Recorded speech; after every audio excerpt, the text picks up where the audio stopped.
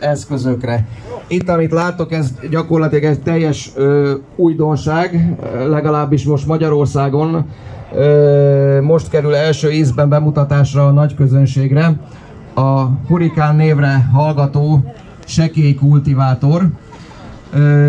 Gyakorlatilag ez az eszköz elsősorban a tarló ápolás és a magágykészítés gépe, tehát nem tarlóhántásra nem annyira alkalmas, illetve hogy a 10 centinél kisebb a tarló, és esetleg a szalmát lehordták a területről, akkor lehet létjogosultsága, de ugye, mint a neve is mutatja, sekély kultivátor, tehát ennek a gépnek az a lényege, hogy minimális talajbolygatással, kevés gázolaj felhasználással, a nedvességet megőrizve tudjuk elvégezni a gyomírtást és a tarló ápolását, ezért a biósok ezt a gépet szerintem fogják szeretni, illetve mindenki más is, aki nem rövid tárcsával akarja elvégezni a tarló művelést. Ugye a rövid tárcsáknak van egy olyan hátránya, hogy azért azzal egy ilyen 6-8 cm-es mélységbe kell dolgoznunk ahhoz, hogy teljes átfedésben legyenek a tárcsalapok, és azok minden gyomot kivágjanak és eltávolítsanak a területről. Ezzel a Hurrikánnal ez már 3 cm-es mélységtől elérhető, ez a teljes felületű átművelés és gyomírtás.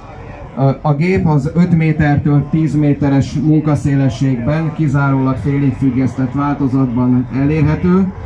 A művelő elemei tekintve 4 sorban elhelyezett lúttalpkapákat találunk, amelyek dupla rugós biztosítással vannak ellátva. Ezek elég stabilak, ezek a rugós biztosítások, tehát oldalirányban nem mászkálnak el a kapáink, meg hátrafele se nagyon hajlanak, tehát a beállított mélységet azt jól tartják. Abban a mélységben ugye átvágják a teljes talajfelületet, kivágják az összes gyomot, átvágják a kapillárisokat, tehát nem fog kiszáradni a talajunk.